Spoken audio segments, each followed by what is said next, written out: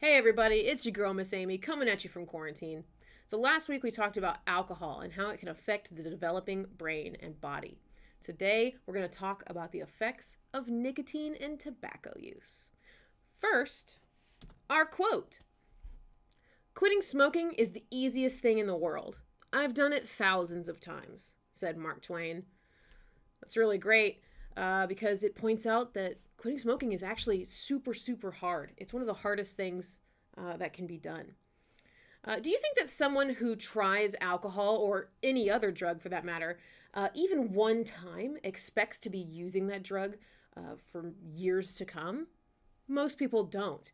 Nobody wants to become addicted to drugs. Today, we're going to talk about nicotine and tobacco and the effects that it has on people's health and their ability to reach their goals. This drug is highly addictive. And so first, we're going to define what does addictive mean. Addictive means to be physically and mentally dependent on a particular substance and unable to stop taking it without incurring adverse effects. If a person is addicted to it, they will continue to use it even when using it causes negative consequences, maybe even causing them to become ill in some way or causing social consequences like loss of friends. They have to have it. They will keep taking it because they feel like their body needs it. We're going to talk about the health risks of nicotine and tobacco products specifically today. Nicotine is an addictive chemical that is found in all tobacco products. No matter how it is packaged or used, all tobacco products contain nicotine. And then some products are nicotine-specific products that don't necessarily contain tobacco. So here we go. We're going to talk about all of them. The most common one is cigarettes. You've probably heard of those. These are made with finely chopped tobacco leaves. They're cured with chemical additives to preserve the tobacco inside. We also have cigars. Cigars are similar to cigarettes in that they're smoked in the same way, but they are made with whole leaf tobacco, and they are a lot stronger than cigarettes. Next, we have pipe tobacco.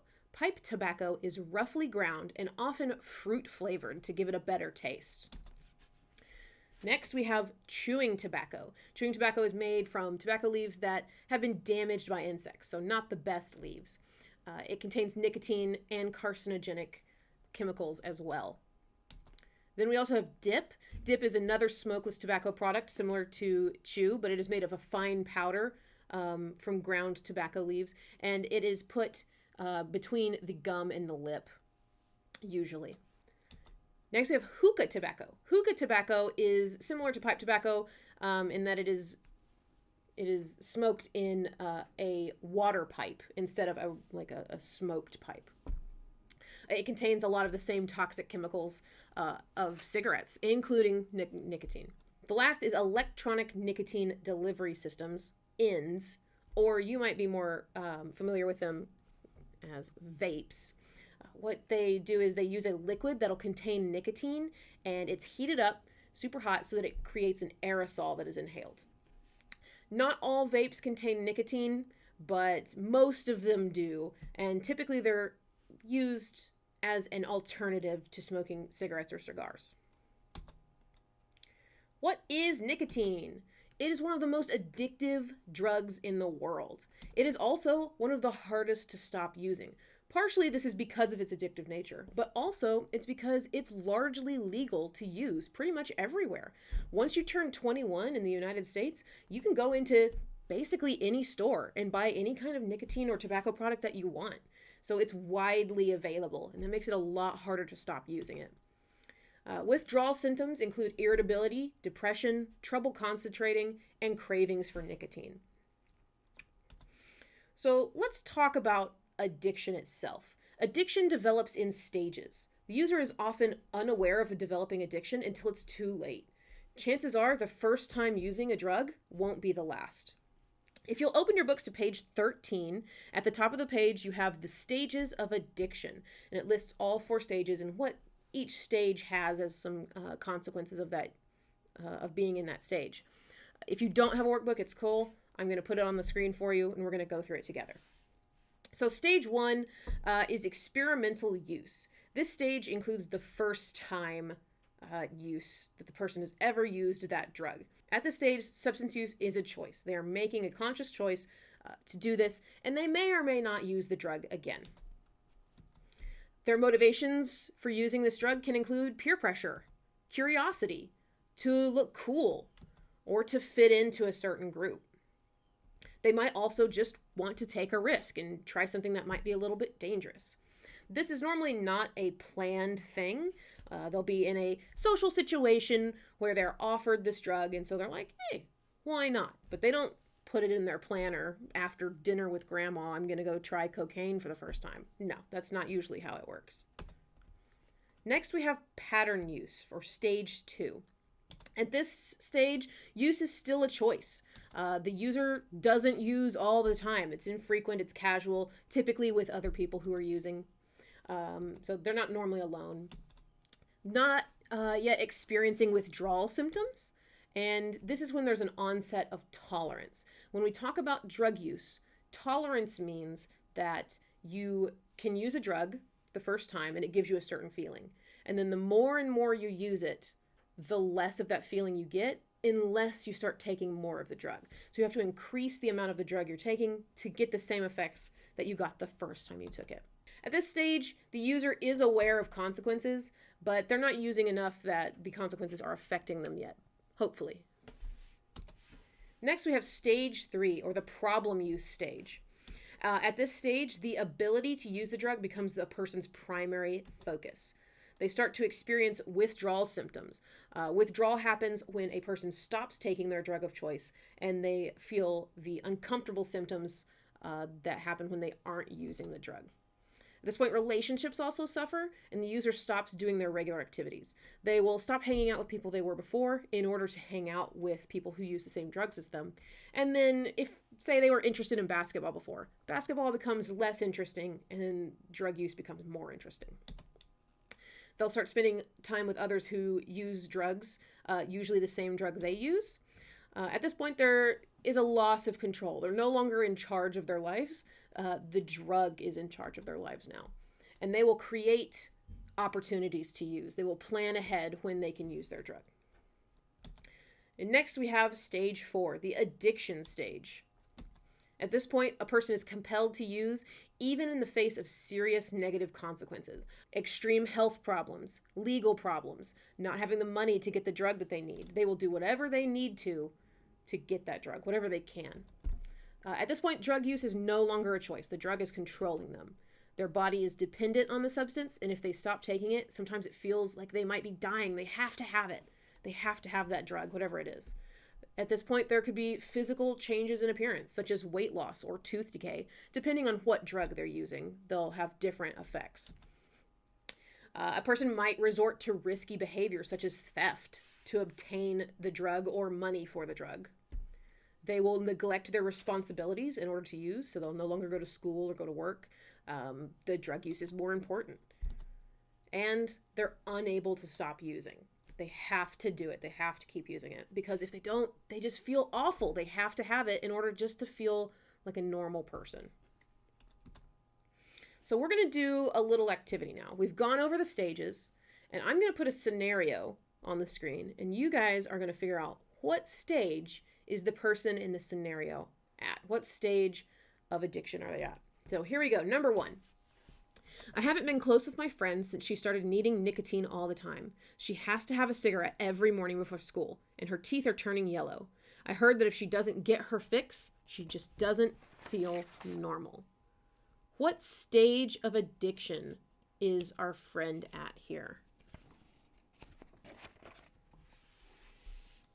If you said stage 4, you're correct. She cannot focus. She has to have it every single day just to have a normal day. She's starting to have physical side effects of using the drug. And if she doesn't get her fix, she doesn't feel normal. So number 2. My friend uses a vape every now and then, and only in social situations. He says he's getting used to the nicotine, and he doesn't feel sick like he did the first time he tried it. What stage is our friend at? If you said stage 2, pattern use, you're correct. He is at stage 2. It's not the first time he's used it, but he's using it occasionally, every now and then, social situations, and he's starting to develop a tolerance. Number 3. My friend and I were at a party, and someone offered us a cigarette. I said no thanks, but my friend said, why not? I'm curious to try. She took a puff of the cigarette and started coughing and felt sick. So what stage is our friend at now? If you said stage 1, experimental use, you're correct. This is the first time the friend is trying the cigarette, and then they start coughing, and they felt sick when they did it because they'd never used it before. And number 4, let's see what we've got here. My best friend and I have been close for years. I started to notice a change in his behavior a month after he started using nicotine. He stopped going bowling with me because he can't vape inside. Now he just plans everything around his nicotine use. What stage is our friend at? If you said stage 3, problem use, you're correct. So his behavior is starting to change. He's not hanging out with the same people, and he is planning his activities around when he can use nicotine. So, some of you know people who have used tobacco products for a really long time. They may have started using before they knew the risks or even after they knew the risks. But there are a lot of things that can happen to someone when they are using nicotine and tobacco products. So we're going to go over some of the short-term effects, the social consequences, and the long-term effects of nicotine use. So short-term effects. Nicotine or tobacco use can cause a shortness of breath.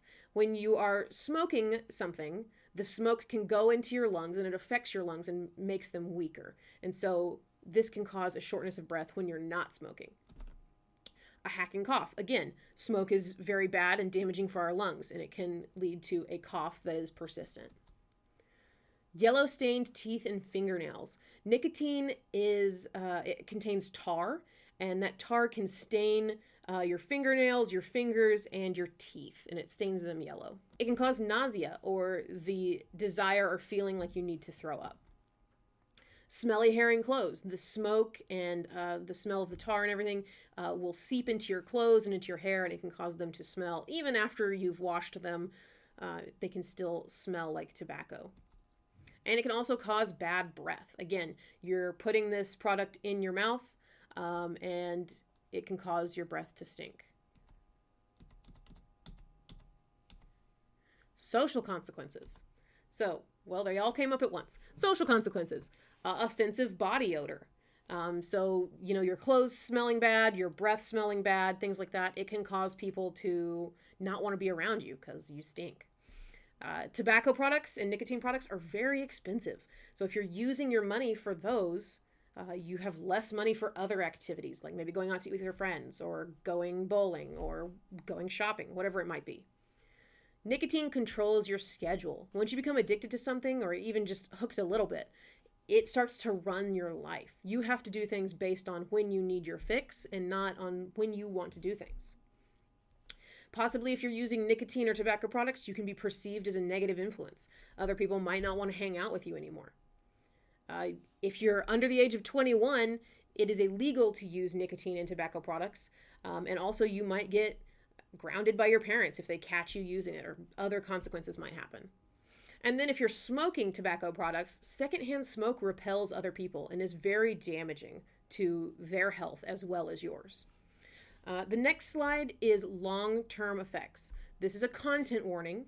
There are some pictures on this slide that might be disturbing to some people. So if you're squeamish or if you're not sure if you want to see these pictures, they will be coming up as I talk about each thing. So that's just a content warning for you. So long-term effects, heart disease. Here's a diagram of what it means, what heart disease means. There's a buildup of plaque in the arteries, which can lead to problems with your blood flow, and that can cause problems with your heart. And it can lead to just like heart disease in general, but also to things like heart attacks and strokes. Next is chronic bronchitis. This is a problem of the lungs and being able to breathe properly. The smoke and everything and tar and other chemicals that are in cigarettes and other tobacco products make it more difficult to breathe and can lead to this chronic condition where you have difficulty breathing. Next is lung cancer. Here's a picture of 2 lungs that are cancerous. The white spots are the cancer that has built up in the lungs. Lung cancer is very damaging, obviously. Your lungs are what you use to breathe. And so if you have cancer in your lungs, that's not great, and tobacco products lead to that. Next, we have emphysema. Emphysema is caused when the tar and the buildup of the smoke in your lungs causes the little bubbles in your lungs to burst. And so they can no longer fill with air, so you can't breathe as well. In this picture, this is a cross section of a lung, and you can see where the air sacs have burst and where there's tar buildup in there. People who have emphysema basically are suffocating slowly. Next, we have gum disease and tooth decay. This is a double picture here. The individual we're seeing here has some gum disease and some tooth decay. You can see in their teeth. And it is also a picture of mouth cancer. Their tongue is being lifted up, and you can see underneath their tongue, they have a cancerous spot in their mouth. A lot of times, mouth cancer is caused by smokeless tobacco, such as chew or dip, but mouth cancer can come from smoking tobacco as well. So let's get away from those pictures, huh? Let's get away from them. So if you looked away, it is now safe to look again. The pictures are gone. There's a lot of negative consequences to using tobacco products. And in spite of those well-known effects, people still choose to use nicotine products anyway. Sometimes people will say, everybody does it. You might have heard that before. Let's find out if that statement is really true. I want you to look at the bottom of page 13 on your workbooks. If you don't have a workbook, that's okay. You can do it without this. But at the bottom of your workbooks, there is a gauge. And I want you to fill in that gauge the percentage of people that you think use tobacco at your age. How many middle school students use tobacco and nicotine products? I want you to fill in that gauge. So if you think it's 100%, you'd fill in the whole thing. If you think it's 50, you'd fill in half, etc. What percentage of people do you think in middle school are using tobacco and nicotine products? I'm going to put up a timer here for 15 seconds.